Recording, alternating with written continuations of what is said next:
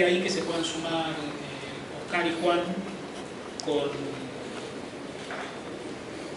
con un diálogo que trate de poner en relación la interpretación con lo que sería la experiencia de la producción. Bueno, gracias por la presentación. Casi todos nos conocemos. Soy Jorge Mele y voy a decir algunas cosas que creo que podrían llegar a ser significativas. Lo digo en potencial. Personalmente siempre me he sentido interpelado por la obra de Clorindo Testa. Interpelado en un sentido negativo en algunos casos, interpelado en un sentido positivo en otros casos. ¿Por qué?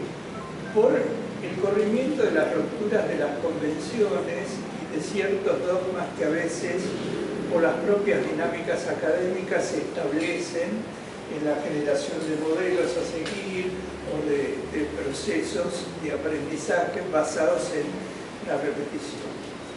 La obra de Clorindo significó siempre para nosotros, y cuando digo nosotros son las cátedras de teoría de la FAB, teoría de la UB, teoría de la Universidad Católica, análisis crítico, implicaron siempre una mirada interrogativa. O sea, ¿qué es lo que podemos entender a través, cómo podemos interrogar a una figura que no ha construido un corpus teórico previo a su producción, interrogado desde materias que necesariamente necesitan del discurso y necesitan de una construcción no teorética a la manera de Deisman, por ejemplo, pero sí teórica. Entonces, eso era una gran pregunta, porque siempre las obras de Testa y Testa mismo quedaba en una situación, al no estar inclusive él dentro de la academia, en un panorama medio en sordina, medio borroso. Estaba bueno irlo a visitar de vez en cuando al estudio sorpresivamente, que nos atendía muy gentilmente, y por ahí terminábamos charlando de cualquier cosa. Pero, digamos, desde el punto de vista de la cultura arquitectónica y desde nosotros que estábamos involucrados con tratar de generar pensamiento, lo cual es bastante difícil en la arquitectura, nos acercábamos a él de una forma bastante intuitiva. Y esa forma intuitiva estaba basada en el reconocimiento de las obras. O sea, la obra comenzaba a hablar. Y la obra, sobre todo, de una figura también artística. Una figura que frecuentaba las áreas o las aguas de la pintura, de la instalación, de la escultura y de la arquitectura. Entonces, una cuestión era el sujeto, Clorindo Testa, bastante inaferrable, y otra cuestión era su producción. Particularmente nos interesaban las dos, porque entendíamos que formaba parte de un marco cultural histórico que le daba sentido a una producción basada fundamentalmente en aspectos constructivos, en aspectos relacionados con el posicionamiento de determinadas obras en ciertos contextos. Podrían ser estos contextos abiertos o contextos urbanos, pero también una obra de arte siempre, una pintura, una instalación, siempre está en un contexto que lo determina, ¿no? Entonces, nuestras preguntas, al no haber ese marco discursivo, ese corpus teórico, cómo podía tenerlo un Aldo Rossi con su arquitectura de la ciudad, cómo podía tenerlo Colga con su Delirium New York, más allá de las apetencias personales, estaban las obras y estaban las memorias descriptivas de una inmensa cantidad de concursos que creo que no han sido sistematizados todavía, del cual se pueden sacar pistas como para la construcción y algo que por lo menos le otorgaría cierta racionalidad a una forma de producción que constantemente iba avanzando, iba trabajando y evolucionando sobre búsquedas evidentemente muy propias y muy específicas y localizadas. Entonces teníamos las obras. Y las obras, lo primero que hicimos, siguiendo el legado de la escuelita, era redibujarlas. Con el material que salía en suma, no con el material de archivo, como se puede ver acá, que muy rigurosamente plantea Roberto y todo su equipo, sino acercarnos a través del redibujo y ver qué esas obras nos decían, qué nos planteaban desde el punto de vista arquitectónico, generando un mapeo entre diacrónico y sincrónico, es decir, viendo la evolución en el paso del tiempo y viendo a su vez la sincronicidad con otros arquitectos que le eran contemporáneos, tanto locales como externos. Surgían entonces a veces afirmaciones muy apresuradas, bueno, es como Gehry, bueno, es como, ese es como lentamente se caía como una casa de naipes, porque encontrábamos una fuerte matriz disciplinar en toda la producción de Clorindo, en sus diferentes fases y etapas. Y eso realmente para la arquitectura argentina, para nuestra arquitectura, como diría Hilton Scott, fue muy importante, y es muy importante, porque sigue brillando dentro de una constelación de arquitectos que se animaron a hacer en el sentido de la introspección que necesita la arquitectura para formularse y la respuesta a determinados temas. Nosotros trabajamos intenté interrogarlo desde la perspectiva de la dialéctica entre la función constructiva y la función estética, porque entendíamos esa dialéctica que había planteado Bukharovsky, el periodo de la Revolución Rusa, que después retoma parcialmente Theodor Adorno, nos permitía entender esa tensión que hay en la obra de arquitectura, pero no solo en la obra de arquitectura, sino también en otras manifestaciones plásticas, entre la problemática de la expresión y la problemática de la construcción, que en este caso es la construcción del espacio a través de una cultura material situada en un país determinado, en un contexto climático y cultural determinado. Entonces, eso comenzaba a arrojar respuestas que nos permitían generar discursos, que como todos los discursos pueden llegar a ser falibles, pero discursos interpretativos. Es decir, siempre nos manejamos en el campo de la interpretación, y en esa interpretación el fenómeno de la artisticidad emergía como una cuestión que no era compartido por los actuantes en un campo intelectual, sino que muchas veces era controvertido. Pero esta interpelación y esta controversión es lo que fundamentalmente nos saca de la posibilidad de generar invariantes que neutralicen los saltos proyectuales y los saltos de indagaciones que va teniendo Clorindo en las distintas épocas. Yo diría que en ese punto nos situamos desde una perspectiva histórica, desde la perspectiva artística, y también en una figura que tiene un largo desarrollo a través del tiempo. Bueno, la pregunta histórica de base, ¿no? Es decir, bueno, ¿cómo son las interacciones con ese otro que está afuera? Que es comitente, que a veces viene mediado por el sistema de concursos, que a veces viene mediado por encargos particulares. Frente a lo cual, las las respuestas no eran de perplejidad, pero sí de admiración y de necesidad de hacer esto que nosotros nunca podemos llegar a sistematizar, que es lo que está planteado acá, que muy rigurosamente se ha planteado. O sea que mi perspectiva con respecto a la teoría de Clorindo Testa,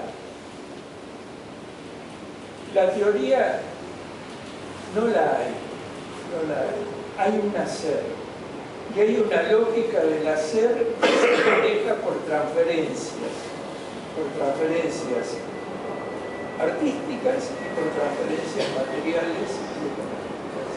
Y eso me parece interesante de estudiar, porque muchas veces la arquitectura, a través de sus distintos desarrollos y trabajos y reflexiones históricas, se ha concentrado más en los aspectos biológicos de la producción arquitectónica. Uno lo lee a Hannes Meyer y bueno, toda la arquitectura es producción por economía, ¿no?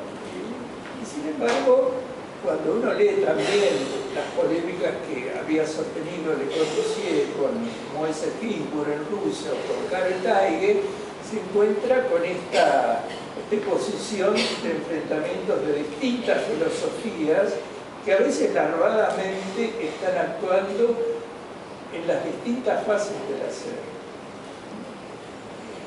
En ese caso, esto es sabido, el materialismo histórico frente a una suerte de idealismo positivista, en el caso de Le Corbusier.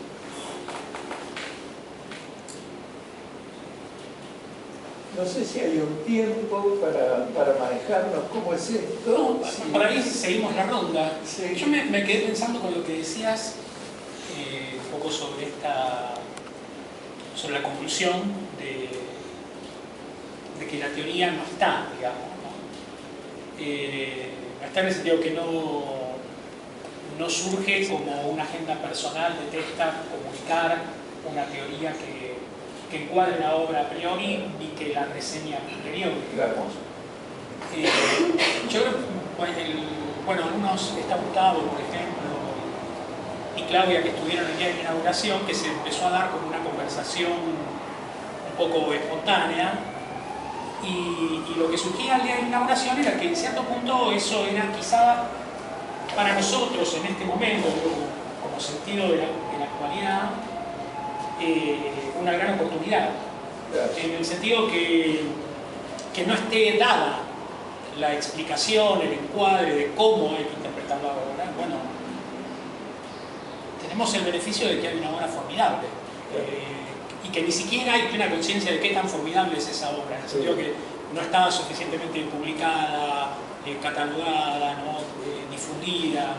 Algo que surgía un poco el otro día en la inauguración era como mucha gente de mi generación, muy informada, conocía muy pocas casas de Clorindo Testa respecto de la cantidad que hay, ¿no? Y bueno, creo que eso es muy interesante porque nos abre realmente como... Bueno, desdobla un poco más esta mesa, en el sentido de que hay una oportunidad de trabajo para los que queremos de alguna manera aportar algo a robustecer el campo cultural de la arquitectura y reflexionar sobre cómo interpretar las obras, ¿no? Y mantiene tan activo como siempre el campo de trabajo de Oscar, de Juan, respecto de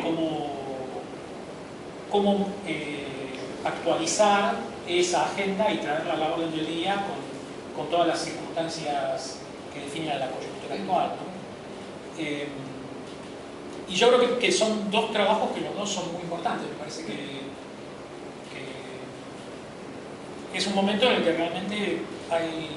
Y creo que Testa es quizá la muestra más cabal, ¿no? de que hay un trabajo por hacer, porque si no hemos sido capaces de construir versiones públicas, de poner a disponibilidad la obra, que probablemente el arquitecto más importante de la historia de la arquitectura argentina,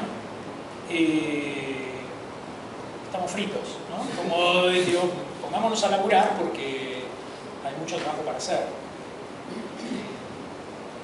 Pero bueno, también me interesaba ahora por ahí si hacemos una vuelta con ellos respecto de cómo viene un poco a la orden del día esa continuidad y cómo se percibe desde la producción. Antes, Juan, perdón, sí. Estoy justo escribiendo la tesis de posgrado. O sea que los invito en unos meses a hablar de este tema desde el otro lado. Sí, claro. O sea, me acercaré un poquito más acá. Claro. Sí. Y ahí me decía Oski, Clorindo Menelkadovsky, o sea que de aquí en más, acá Roberto, que lo conozco hace mucho, soy Oski para ustedes. Todos igual. ¿De esto? Bueno, tengo que hacerlo. En realidad, ayer estuvimos, ayer en el estudio. Es muy bueno porque el estudio forma parte de una fundación, ustedes deben saberlo, y apareció una nueva niña que hace redes. Y la pregunta que nos hizo es, ¿y por qué Clorindo interesa? Estuvo muy bien porque decís, tenemos esta reunión, no sabíamos que ella no sabía, ¿y por qué la gente no lo quiere? ¿Por qué los arquitectos les parece que es horrible y otros dicen que es maravilloso? Entonces, yo creo que ahí aparece lo inevitable que usted comentó, la interpretación. Entonces, tuvimos cada uno su respuesta. Y en mi caso fue muy sencilla porque ya es parte de lo que pienso de él. Vinieron a la Bienal 2 o 3 arquitectos muy reconocidos, qué sé yo, y pasaron por el estudio de la fundación. Y todos estaban de acuerdo que era una arquitectura, como decía uno de ellos, provocativa. Y entonces yo les decía, y me preguntó a la chica, che, ¿por qué al alemán es tan interesante, tan importante, le gustaba Clorindo? ¿Por qué le gustaba la biblioteca? Y mi respuesta, después vamos a hablar después, pero mi respuesta fue, cuando uno pasa por la obra de Clorindo, el banco de la sede, la casa de Bono, ya no es el mismo. Entonces la explicación mía era, cuando leí la Divina Comedia, Flaco, terminó la última página, ya no era el mismo. Y eso es la obra de Clorindo. Yo creo que lo que tiene Clorindo es esa artisticidad que surge cada vez que me preguntan sobre él, pero que hace que la obra termine en el momento que te hace a vos algo. O sea, cuando yo me apego a esa obra. Y finalmente, ahí viene una teoría que ya tiró, Bakhtin habla muy bien, por supuesto, ¿no? Borra esa dialéctica que fue la que se intentó hacer para entender a Clorindo, y el tipo dice una dialógica, que yo creo que por ahí empieza a venir la cosa. Clorindo no era un productor exclusivamente de arquitectura, sino era un productor a la vez del hacer y a la vez de interpelar a su propia obra. O sea, no hay una teoría, ¿por qué? Porque la teoría se hace en el momento dialógico, de la comunión con ese objeto que en algún momento es un dibujo. No tiene que ser un objeto construido solamente. Además, porque lo utilizaba el viejo. O sea, cuando empezábamos en la casa, no recuerdo como de la vez, 8 por 8, un cuadrado. Eso lo habíamos repetido 3 o 4 veces antes. O sea, había toda una genealogía, sí, pero la interpelación estaba en el momento justo, dialógico, dije Bakhtin, de la unión, él hablaba de los personajes, del choque de los personajes. Ya no es el dibujo y Clorindo, sino lo que está en el medio de él. Y creo que ahí hay un caminito, en mi caso por lo pronto, creo posible para acercarse a la obra de él. Por eso no se repite, por eso gente no le gusta, porque le gusta el banco y el tipo dice, ¿qué le gusta el banco? Y dice, no, la última parte que Clorindo está loco, es un onanista, que también yo lo digo muchas veces, ¿no? Pero digo, es algo que vos decís, ¿qué pasa? Que no es el mismo tipo. Bueno, ahí está. Yo creo que, como los personajes de Dostoyevsky no son los mismos en el transcurso de la obra. O sea, Raskolnikov no es el mismo cuando termina y se va con su chica, o la va a visitar a la cárcel, que cuando comienza y a la mitad mata a la persona. O sea, no es el mismo. En realidad es a la hora de encontrarse con todo eso. Esa sería medio mi posición intermedia. Después vamos a volver a hacer el socio, si quieren, pero esa es una posición intermedia. Bueno. No, para mí el pensamiento de Clorindo está dibujado. O sea, no sé si Le Corbusier tendría algo parecido, pero pero tienen algo en común en eso, ¿no? Porque tiene la cantidad de dibujos, si bien era descuidado, no era Le Corbusier que iba a sellarlo porque sabía que estaba en Argentina, ¿no? Porque en Argentina realmente hay mucho material de Clorindo y hay mucho más dibujado. Yo no sé si hay arquitecto igual con la cantidad de dibujos hechos, incluso el placer que él sentía de proyectar. O sea, eso es intangible, o sea, es algo que lo transmite espiritual, es como ir a misa, no sé, eso digo, no lo puedes describir, o sea, el placer que tenían de hacer los proyectos, ya de por sí, eso era un documento, como estaba diciendo que había que hacer, o que él haría en tal lugar, aunque sabía que por ahí no iba a ganar, aunque sabía que por ahí no le iba a gustar al cliente, ¿no? Más de un cliente fue. Pero ese placer y ese disfrute de resolver el problema, y sí, como medio expresivo, ya sea la arquitectura, la pintura, fue cambiando durante el tiempo. Creo que también esa inteligencia era muy consciente de dónde estaba, o de qué país estaba. Por ejemplo, no sé, creo que cuando hizo el Banco de Londres y lo hicieron con Sepla, que era el estudio poderoso que ya había hecho en hormigón, pudieron hacer ese edificio. Pero nuestro grupo no lo podíamos haber hecho, o sea, el estudio que teníamos no lo podíamos. Ahora, después hicieron la Biblioteca Nacional y también hicieron de primera línea. Quizás se demoró porque el capital era argentino. Pero a partir de ahí, salvo esas dos obras emblemáticas, él se fue adaptando a cada situación y no le mezquinaba trabajo, ya sea un concurso, ya sea... Y la prueba está en que, por ejemplo, no sé, el Fórum de Tokio, que eran 100.000 metros en Tokio, el edificio tiene muchas similitudes, tiene una similitud, que es que la ojiva de Vignoli, bueno, y este tenía 3 ojivas, a mí me impresionó eso, pero los dos tenían un criterio así como para Japón, o sea, no era un proyecto para Buenos Aires ese de 100.000 metros cuadrados, era en Japón. Le erramos en muchas cosas, pero hacer esa experiencia, cuando él dibujaba el auditorio 5.000 personas, cuadraditos, yo no había visto nunca eso. Que 6 butacas, yo no sabía bien, porque era un auditorio imposible, y dibujaba las butacas, o sea, pero en cuadraditos donde había 3x3, 9 butacas, yo no me animaba a medirlo, porque aparte no hablaba en ese momento, por lo menos hablaba mucho menos que después. Así que ese placer de hacer eso. Y después, por ejemplo, en el estudio hay una sillita, que el estudio es viejísimo, medicinal, no sé, una sillita que no teníamos mucho trabajo, ¿no? Entonces, para el portero, entonces es una tabla que baja y una silla. La silla queda fija, pero se puede desplegar todo. Eso lo tuvimos que hacer. Vale, él lo pensó, después lo tuvimos que dibujar, lo tuvimos que construir con un albañil, con un carpintero, un herrero, todo. Un laburo como hacer un pequeño edificio. O sea, la precisión con que pensaba y quería que salieran las cosas era la misma para todo. O sea, es esa pasión, creo yo, y después otra posibilidad también de entenderlo es cómo se adaptaba a los recursos. O sea, si bien la excusa, como eso tenía en común con Le Corbusier, ¿no? Manejaba el programa con una precisión y respeto increíble, pero eso era lo que le daba el pie para poder expresarse. Y bueno, ¿no? Cuando ponen la mayoría de las obras terminaban siendo, al fin, con el correr del tiempo, no sé, vamos a ver el Recoleta o el Taller, qué sé yo, eran muros cortados, se decidió qué cosa había que crear, pero no había ninguna innovación, digamos, tecnológica fuertísima, ¿no? Y de repente, por ejemplo, se hizo la USAL, que era una especie de mastaba, en un lugar que todavía se inundaba, que se hizo una pista con la tierra que se sacó, se hizo una pista de remo. Entonces era como una mastaba, pero era de hormigón, con columnas, y los españoles, por una empresa española, dijo, lo podemos hacer todo en hormigón, cosa que a mí me pareció mucho mejor. Se lo digo a él, se lo decimos con Eduardo Compadre,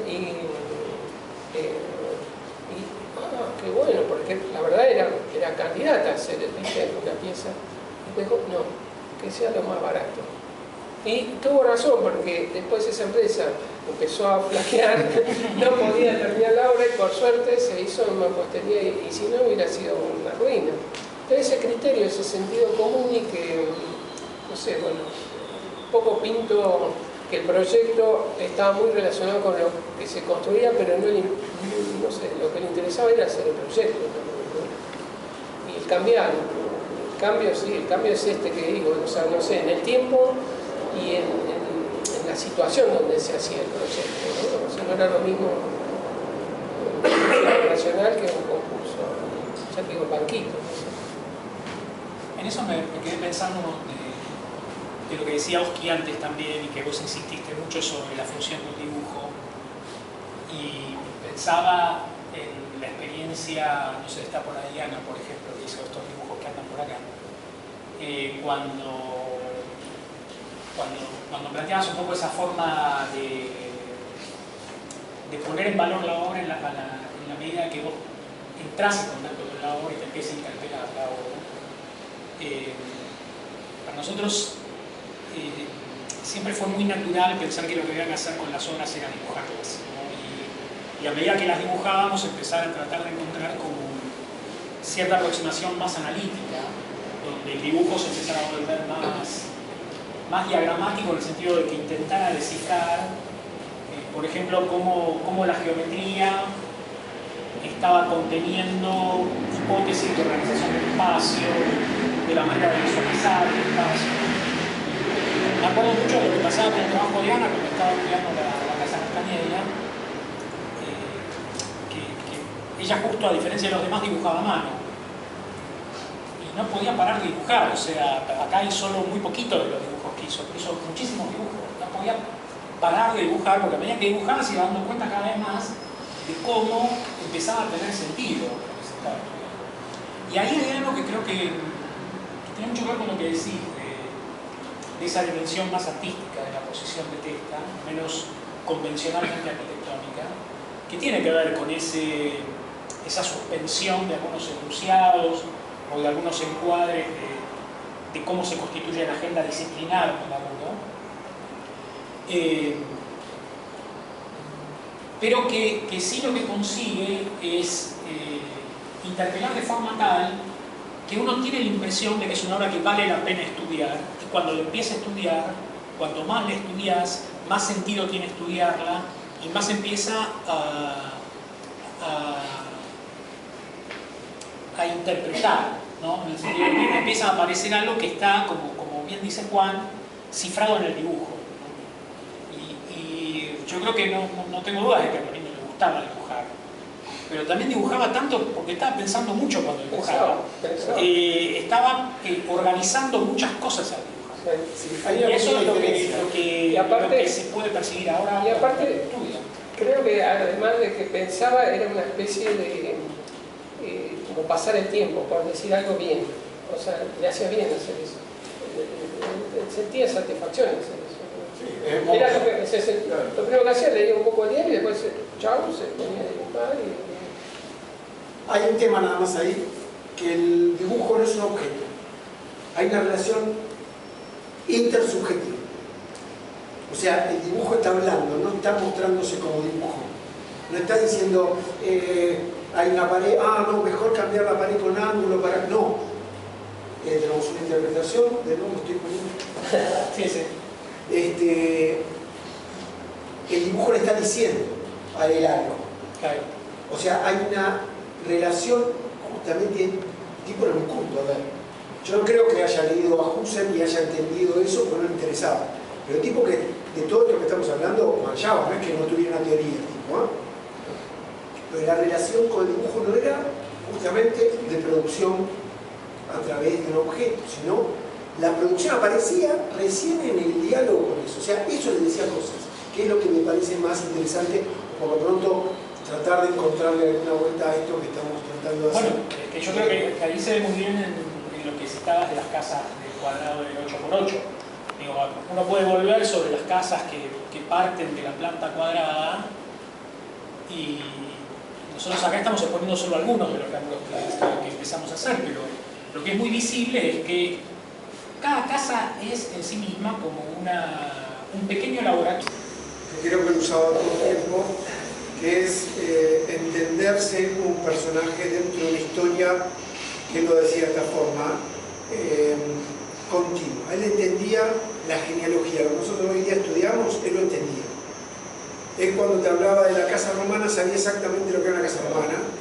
Él cuando te hablaba de una ventana sabía exactamente por qué la diagonal era. O sea, era un tipo justamente que sabía. Y por eso aparece la genealogía. Cuando él te hacía una formita media rara para entrar en los autos, él te decía, esto simula a una, y empezaba a hablar de historia. O sea, él tenía un paraguas que se lo ponía y servía. Yo creo que enfrentar los momentos históricos necesita justamente el conocimiento de la historia para enfrentarlos.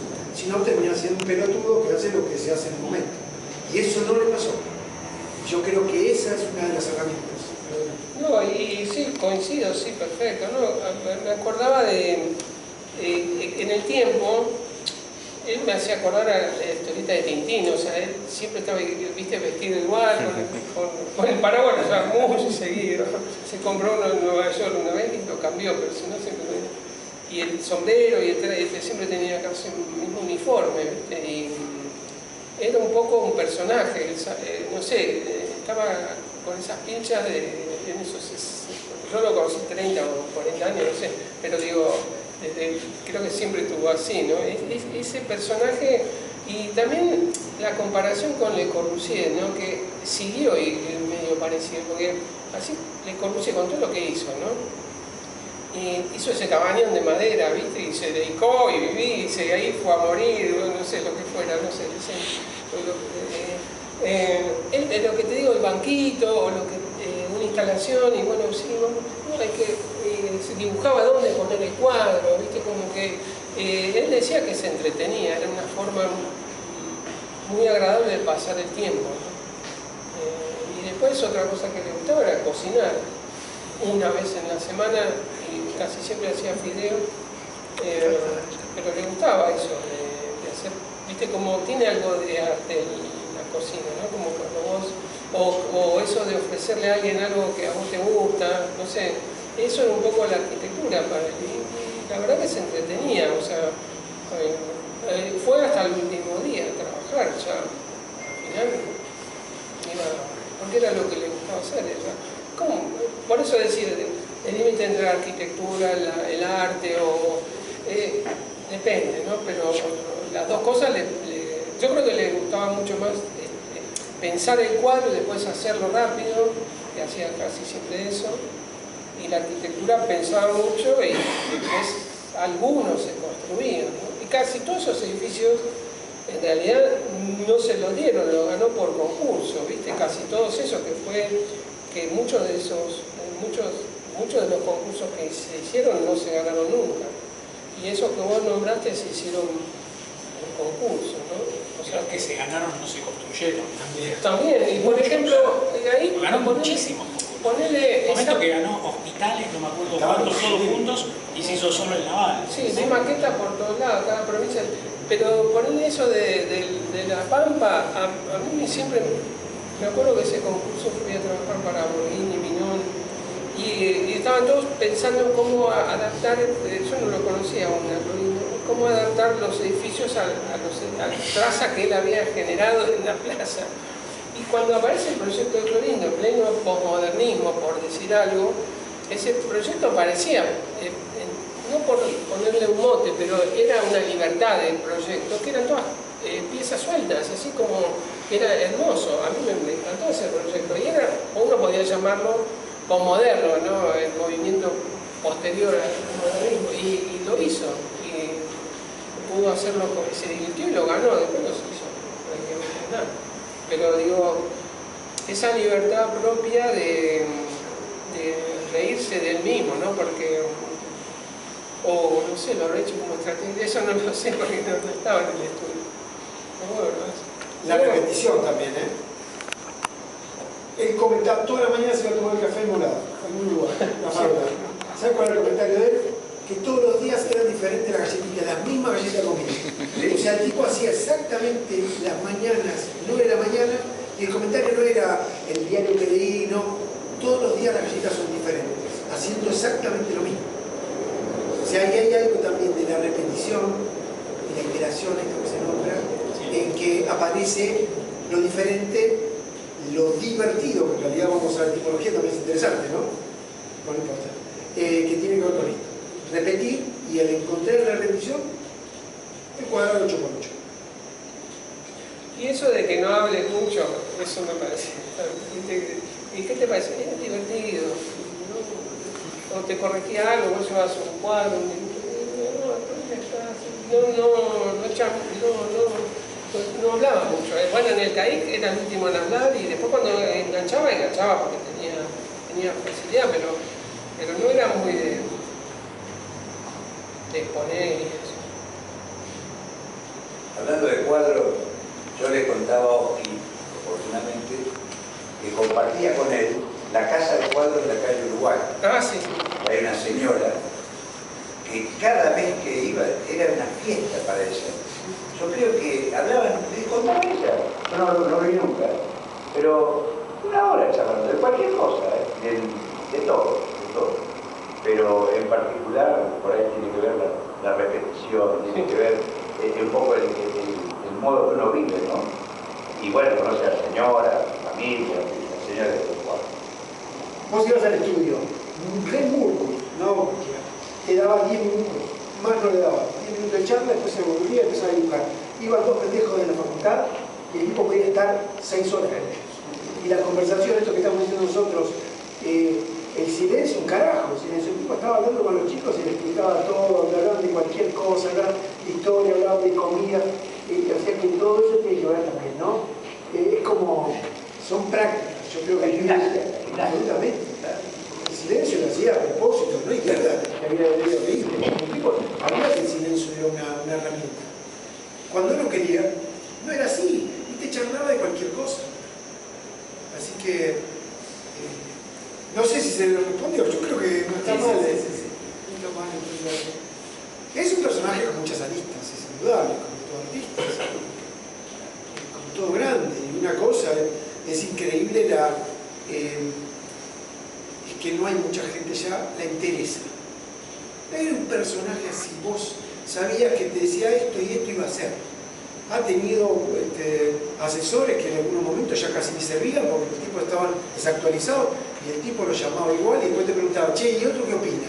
Pero ese tipo estaba ahí porque él sabía que lo había bancado el primer día y iba a seguir hasta el último día con él. El tipo era un grande, no saquemos arquitectura, pintura, no me interesa nada. El tipo no fue llamando por teléfono porque le había pasado algo, no, increíble. Que esas cosas no se conocen de él. Eso sí tiene un valor que debiera ser divulgado. El tipo era muy buen tipo. Excelente.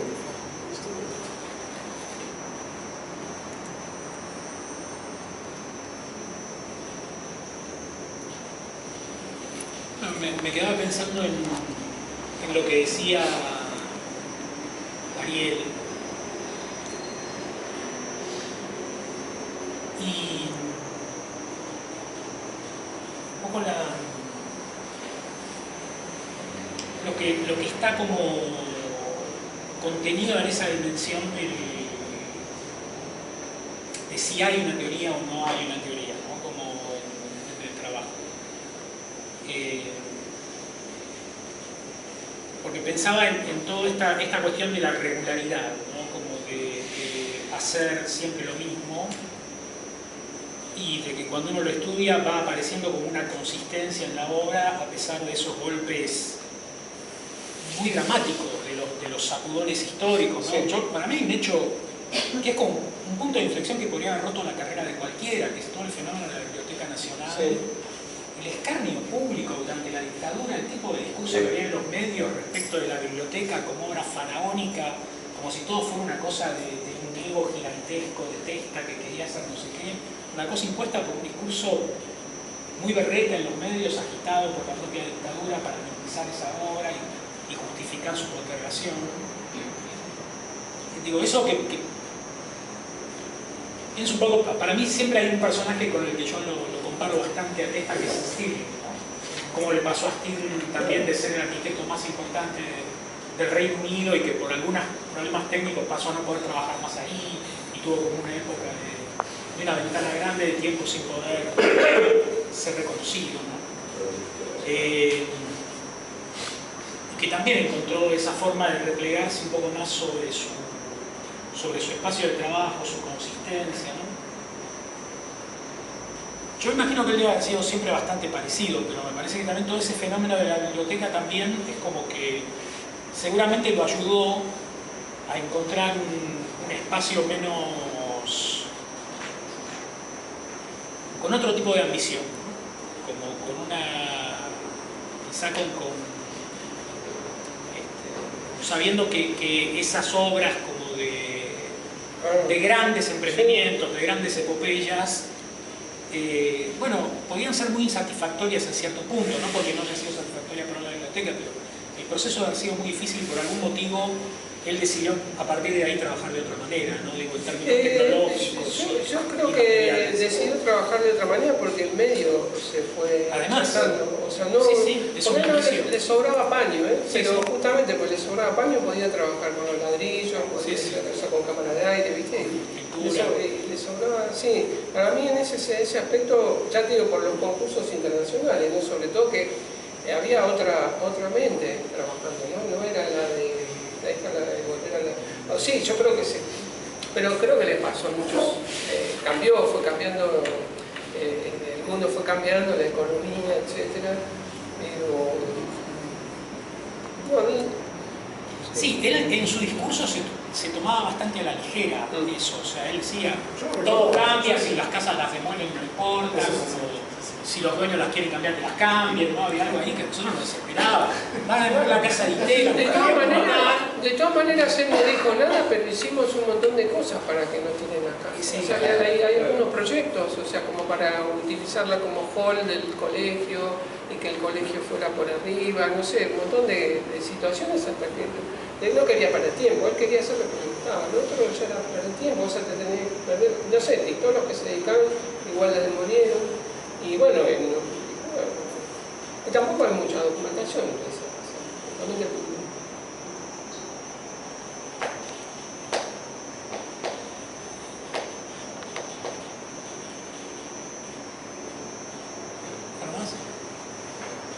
Había habido alguien que levantó la mano, no me acuerdo quién fue.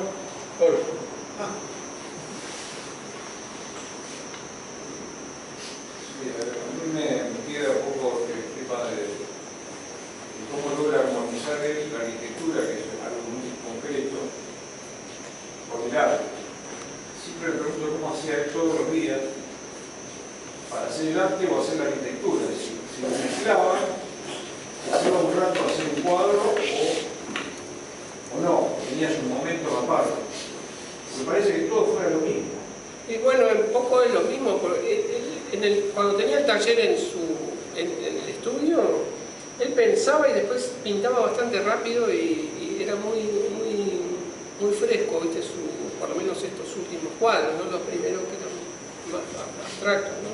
Lo mismo las instalaciones, las dibujaba y después se construían rápidamente en madera, con clavos. O sea, eso era realmente rápido, muy rápido, sí, casi buscaba esa frescura de las últimas pinturas, pero ahí al revés, ¿no? Como él empezó con el arte concreto, el arte concreto, abstracto, y terminó haciendo los bollos de papel y después dibujando esos que regaló en la FADU, que eran todos dibujos bollos, dibujos de bollos, dibujos, ¿no? Dibujos que eran todos garabatos. Ya al final, ¿no? Pasó por los números antes, y creo que ahí también hubo un cambio en su manera de hacer el arte, pero al revés, ¿no?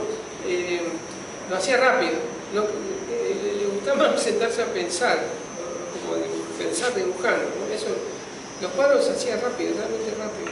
Él decía que era igual, él decía que lo pensaba todo y lo hacía. Y ahí está, yo creo, que la trampa entre la arquitectura, que uno puede reconocer que no es posible hacerlo de esta manera, y el arte que sí, que vos lo podés hacer en 2 minutos en un cuadro. Entonces ahí hay algo también que dentro de su lógica se tiene que decir de esta forma. Pienso, todo, tengo todo en la cabeza, él decía así, tengo todo acá y después lo hago. El arte era notable. El tipo se quedaba los fines de semana y pintaba lo que no hacía en la semana porque estábamos todos nosotros. tenía su taller al lado nuestro, entonces él pintaba el día que no estábamos nosotros. Y la arquitectura, supuestamente eso es imposible, pero para él era lo mismo. Y las palabras dichas por él es lo mismo, hacer arquitectura que hacer arte para mí, decía así. Y ahí me parece que hay una trampa. Sí, estoy de acuerdo. Hay una trampa, pero que la arquitectura expresa algo y satisface lo que haces y comunica. Lo que pasa es una discusión bizantina, no se termina nunca, porque te van a decir, pero vos sos un artista, vos sos un arquitecto, te dicen, y decían que él era, como pintor era buen artista, como pintor era buen arquitecto y como arquitecto era un artista, por el mismo Londres, que los cuadros eran abstractos y qué sé yo, pero no sé, qué sé yo. Pero también era, él estaba muy a gusto estar sentado, o sea, no se movía. Hay gente que, no sé, nosotros muy inquietos, pero él se podía quedar horas, por eso también la pintura le requería un esfuerzo, no por la edad ya, porque hacía, bueno, ya cuando lo vi ya tenía unos 60, qué sé yo, pero no era, le gustaba mucho estar como a quien le gusta leer o a quien le gusta estar sentado, concentrado, yo me refiero a la posición solamente, ¿no? No era de dinámico. No, es que eso sí, lo poco que yo lo vi trabajar, trabajaba muy concentrado. Escuchaba todo, por eso también uno tiene esa sensación de que hay que mirarlo con atención, sí. El tiempo y la atención que está ahí que no es frecuente. Que ahí hay algo que es divertido, sí. que tiene un montón de ideas. No, pero en algún momento Juan decía que trabajaba tanto dibujando las plantas, ¿no? Cuando él lo veía dibujando las plantas se imaginaba como que él se estaba imaginando como una especie de mosca dentro del dibujo, ¿no? Cómo se iban organizando las cosas, cómo se iban a dar los espacios. Y es bastante fácil imaginarse eso cuando uno se pone a estudiar proyectos. Entender un poco cómo eso es lo que yo trato de sintetizar en esa idea de geometría. La última duda. ¿Qué escuchaba de música? Si escuchaba música. En el estudio no quería que escuchemos música. Silencio. Sí. La radio estaba porque ya éramos muchos, pero si no era silencio absoluto. Y... ¿AM o FM? No, nosotros música. Él no escuchaba. No escuchaba. Tengo un toscano, me preguntó, porque a mí me gusta mucho la ópera, entonces como italiano, le digo, este debe de gustar, me quedó bien, yo le pregunté. No, yo tengo un toscano. Me gustaba el silencio, no quería mucho barullo, ¿viste? Pero bueno, cuando éramos muchos ya era difícil.